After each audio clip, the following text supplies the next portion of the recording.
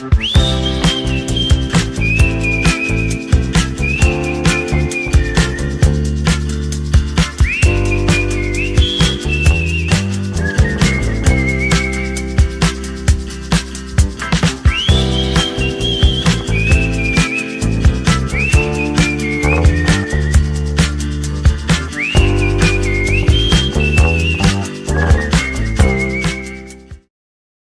sahabat UT, senang sekali hari ini saya Ike Nuban kembali menyapa sahabat UT semuanya dalam podcast Universitas Terbuka Kupang, mari Baomong. Ruang berbagi inspirasi, informasi dan cerita tentang pendidikan yang terbuka untuk semua. Hari ini episode kita spesial ya sahabat UT sekalian karena kita kedatangan sosok baru, pemimpin yang akan membawa semangat dan arah yang baru bagi UT Kupang. Beliau baru saja dipercaya untuk memimpin UT Kupang dan tentu banyak harapan serta semangat baru yang ingin dibagikan kepada kita semua, baik itu mahasiswa, tutor, tenaga kependidikan, dan juga masyarakat Nusa Tenggara Timur. Nah, di episode ini, sahabat UT sekalian, kita akan ngobrol santai tapi mendalam ya tentang bagaimana perkembangan layanan UT Kupang, lalu bagaimana akses pendidikan terus diperluas hingga ke daerah-daerah, dan bagaimana komitmen mutu terus dijaga demi pelayanan terbaik bagi mahasiswa UT Kupang.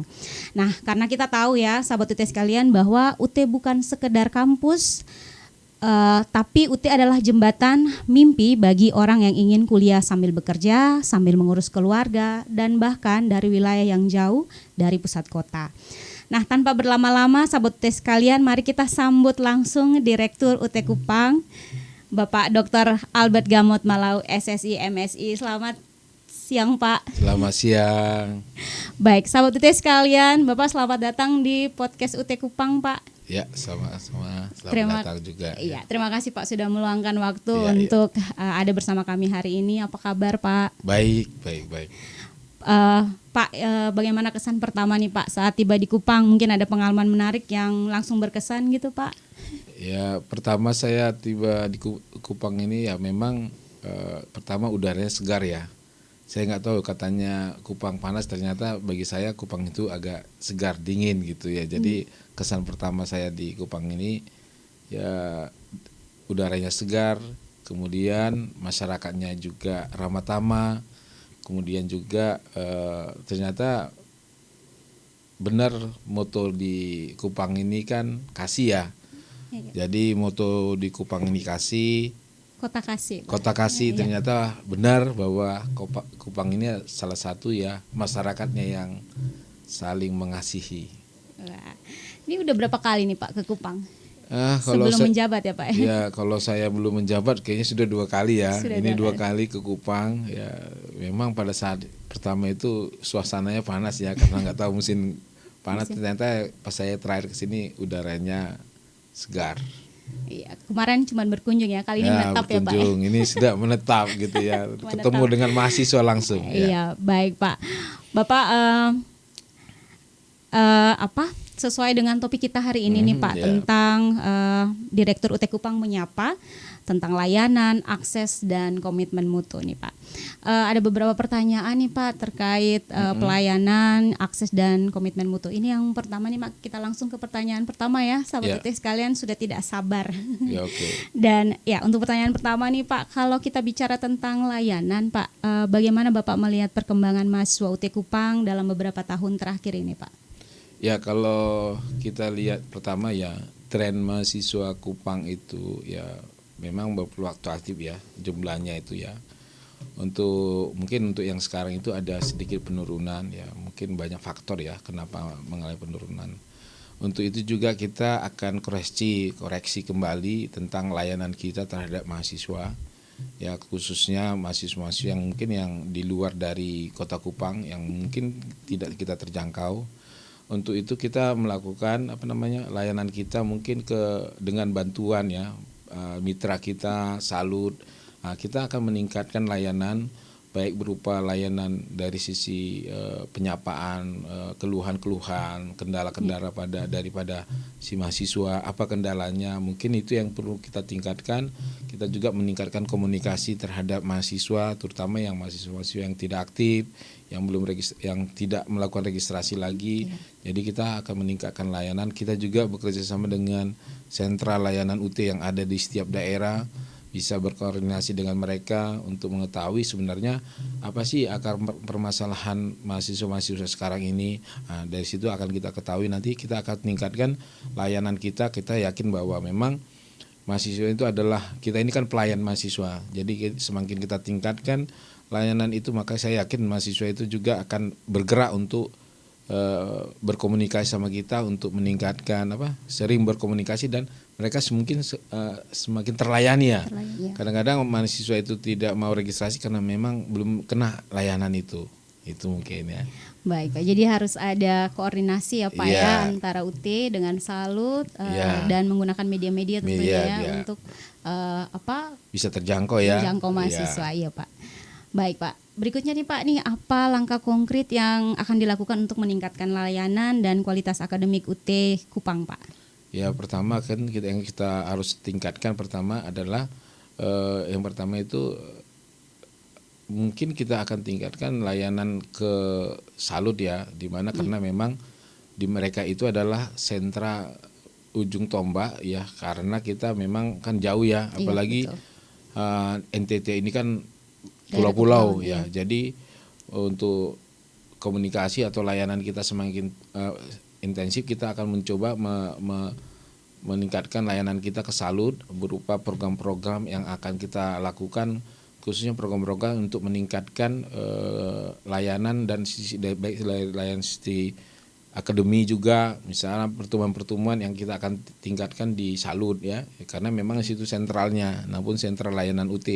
Jadi teman-teman yang di daerah, nanti kita akan program-program kita akan kita lakukan, banyak program yang kita lakukan untuk meningkatkan layanan kita terusnya di Salut gitu. Baik Pak, luar biasa sekali ya Pak ya. Nah Pak, sebagai pemimpin baru UT Kupang nih Pak, budaya kerja seperti apa nih Pak yang akan Bapak bangun di UT Kupang? Ya pertama ya, kalau namanya budaya kerja, yang pertama ya harus budaya kerja yang positif ya. Budaya kerja yang positif adalah karena kita adalah pelayan, jadi yang khususnya kita pelayan mahasiswa. Saya yakin dengan kita meningkatkan layanan kita, ya, melainkan layanan kita terhadap mahasiswa, saya yakin mahasiswa itu juga akan merasakan apa yang kita bisa ini rasakan kan. Jadi saya juga mengharapkan kepada salah satu teman-teman di staf di UT Kupang itu selalu melakukan evaluasi ya terhadap diri, bagaimana untuk meningkatkan layanan, apakah sudah yang dilakukan ini sudah maksimal atau gimana. Jadi harus ada evaluasi yang dilakukan oleh para teman-teman khususnya untuk meningkatkan layanan kita terhadap mahasiswa. Berarti selalu ada evaluasi ya Pak ya, budaya kerjanya Bapak itu harus ada evaluasi supaya kita tahu sudah sejauh mana ya Pak sejauh mana gitu. Jadi kalau nggak ada evaluasi nanti apakah kita jalan tetap kan kita nggak tahu. Betul. Karena apapun itu metode-metode yang kita harus, metode pelayanan itu kan banyak ya. Jadi kalau kita nggak melakukan inovasi dan kreasi dalam layanan tadi ya kita stagnan. Jadi kita harus melakukan inovasi lah untuk layanan kita terhadap mahasiswa. Intinya mahasiswa senang ya Pak dengan pelayanan di UT Kupang. Nah baik Pak, ini apa harapan Bapak untuk UT Kupang 3-5 tahun ke depan nih Pak? Ya, harapan saya terhadap UT Kupang yang pertama ya, karena memang satu sisi UT Kupang itu memiliki target ya. Target jumlah mahasiswa itu sebanyak ya 17.000 atau 18.000 ataupun lebih ya. Jadi untuk mencapai itu saya sih mungkin banyak strategi ya, baik dari strategi dari kita juga atau dari rencana program oleh UT Pusat, itu ada rencana program untuk UT Kupang juga. Jadi itu kita kolaborasi dengan Salut juga. Saya yakin dan percaya bahwa dengan kita berkolaborasi UT Pusat, UT Kupang dan daerah dan Salut untuk mencapai target itu, saya yakin bisa. Di sini juga kan perlu juga kita berkolaborasi terhadap segala institusi ya untuk mencapai target itu, institusi baik yang pemerintah maupun swasta yang ada di NTT. Oke, baik Pak. Berarti harus ada koordinasi, kolaborasi ya Pak ya, antara UT Pusat, UT daerah dan Salut untuk meningkatkan. Semoga UT Kupang bisa mencapai 17.000 bahkan harus, Pak ya. Harus naik itunya, harus naik tingkatnya. Jangan jadi kita ini masih yang 3B ya. Ya harus ke 3C atau ke 3A ya. Jadi naik tingkat lah. Masa kalau naik kelas gitu. Naik kelas ya. Harus bisa ada ya, harus ada naik kelas, harus ada perubahan. Pimpinan Bapak ya. Iya, perubahan itu bukan dari pemimpinnya. Perubahan itu dari keseluruhan. Ya cuma kita kan sama-sama ya. Kalau tidak mungkin saya juga yang bekerja, cuma itu kan semua. Keberhasilan ini adalah keberhasilan kita semua. Ya, kalau betul. Kegagalan ya kegagalan kita semua. Jadi kita harus merasakan sama-sama. Betul, saling bergandengan tangan ya Pak ya untuk mencapai 17.000 bahkan lebih ini sahabat UT sekalian. Harus lebih ya. Saya yakin dan percaya pasti bisa. Pasti bisa. Baik Bapak, selanjutnya dari apa sih Pak harapan Bapak sebagai Direktur UT Kupang yang ingin Bapak sampaikan kepada mahasiswa UT Kupang khususnya yang sedang berjuang kuliah sambil bekerja? Ya, harapan saya kepada teman-teman mahasiswa yang sedang bekerja dan kuliah. Pertama, harapan saya Anda pasti yakin berhasil ya. Raih cita-cita bahwa gelar kesarjanaan itu akan merubah nasib kita. Itu pasti itu. Karena teori siapapun itu akan merubah nasib. Jadi dengan Anda kuliah di UT yang fleksibel ya, saya yakin dengan motivasi, dengan niat yang besar untuk kuliah di UT itu tidak susah. Ingat bahwa kualifikasi di UT memang teruji, itu yang pertama, teruji karena sekarang kurikulumnya juga yang bersifat skill, kompetensi.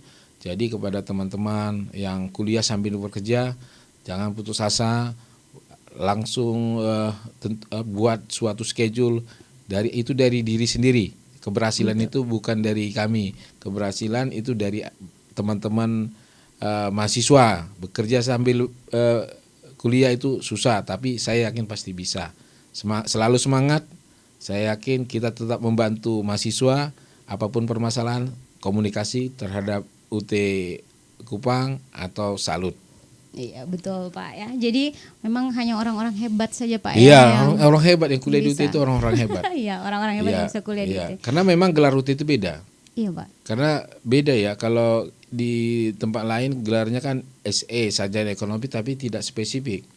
Iya. Kalau di UT kan dia spesifik. Sarjana akuntansi SAK, sarjana manajemen S manajemen. Nah, karena memang di UT itu kompetensi. Memang harus kompetensi. Dia sarjana akuntansi harus memahami akuntansi. Jadi memang mahasiswa harus bekerja keras untuk bisa menyelesaikan kuliah di UT. Iya, jadi hanya orang-orang hebat yang kuliah di kampus hebat. Iya, orang hebat. Karena harus bisa membagi waktu, mengatur diri, apalagi sudah bekerja atau sudah menikah, banyak ya kan. Apalagi. Nah itu paling susah itu. Ya, berarti luar biasa ya. Jadi itu semangat dari Pak Direktur untuk semangat tetap selalu ya. Karena UT juga akan terus memfasilitasi. Iya. Baik, Pak ini nih boleh Pak satu pesan nih Pak, pesan motivasi untuk masyarakat Nusa Tenggara Timur yang mungkin masih ragu untuk melanjutkan pendidikan tinggi di Universitas Terbuka Kupang. Motivasi ya? Iya. Supaya masyarakat NTT memilih UT nih Pak. Ini masyarakat terutama masyarakat NTT ya. UT itu berdiri pertama untuk menjangkau yang tidak terjangkau. Ya, itu yang pertama. Yang kedua, UT itu ada ya. Kalau Anda kuliah di UT tidak meninggalkan pekerjaan Anda, masih bisa membantu orang tua ya kan itu. Kemudian kalau di kuliah di UT itu biayanya murah. Benar, murah, jadi biaya murah. Kemudian akreditasi, kemudian UT itu sudah unggul. Jadi kalau Anda kuliah di UT dengan memiliki kompetensi sesuai dengan standar UT, pasti saya yakin Anda sederajat dengan yang tamatan dari UI, ITB, UGM. Karena saya yakin kualifikasi UT itu sederajat dengan UI, UGM yang ada di Jawa. Makanya untuk itu jangan ragu untuk kuliah di UT karena kualifikasinya.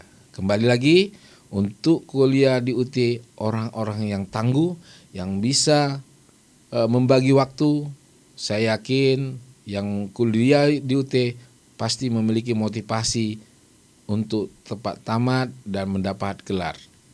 Mungkin itu aja dari saya. Banyak keunggulan-keunggulan yang Keunggulan ada di banyak. UT. Biaya terjangkau tentunya ya Pak ya. Banyak, beasiswa juga banyak, ya kan. Iya. Ada program juga namanya kewirausahaan sambil bekerja, ada dana wirausaha dari UT. Jadi Wah. teman-teman juga Luar biasa. ada usaha kan bisa kan sambil Bisa, Pak. jadi UT itu juga alumninya tamat bisa membuka wirausaha, usaha-usaha banyak itu. Jadi kita ada program untuk itu ya, UT ada program seperti itu. Ya, jadi bukan kita yang ke kampus yang ke rumah ya Pak. Iya, Karena bisa dari mana dari saja mana kuliah di aja, UT. ruang dan waktu sudah nggak ada batasnya. Sangat fleksibel ya Fleksibel. sahabat UT sekalian Ya. kuliah di UT itu. Nah Bapak, kita sampai di akhir nih Pak, mungkin closing statementnya Pak untuk podcast kita pada hari ini Pak. Silakan Pak. Kalau Silakan. ini podcastnya ini karena ini Nusa Tenggara Timur, saya itu ada bye Sonde bye kuliah di UT lebih baik. Wah, luar biasa sekali. Baik Sonde baik kuliah di UT UT lebih lebih baik ya baik. Pak ya. Baik Pak, dari perbincangan bersama Pak Direktur ini kita belajar ya Pak ya bahwa UT Kupang tidak hanya berbicara tentang akses pendidikan, tapi juga tentang komitmen pelayanan yang semakin baik dan semangat untuk terus berkembang menjawab kebutuhan masyarakat Nusa Iya, Tenggara benar. Timur. Baik Pak, terima kasih Pak Direktur Ya, untuk sama-sama. waktunya, untuk cerita dan semangat yang dibagikan hari ini buat kita Ya. semua. Semoga di bawah kepemimpinan Bapak ini UT Kupang semakin maju dan berdampak luas ya Pak ya. Ya. Dan sahabat UT yang sedang menyaksikan, tetap semangat belajar dan tetap konsisten dan jangan pernah ragu untuk bermimpi besar. Saya Ika Nuban dan Direktur UT Kupang, Bapak Dr. Albert Gamot Malau. Kami pamit undur diri. Sampai jumpa di podcast UT Kupang episode berikutnya. Sampai jumpa Sampai sahabat jumpa UT sekalian. sore. Ya.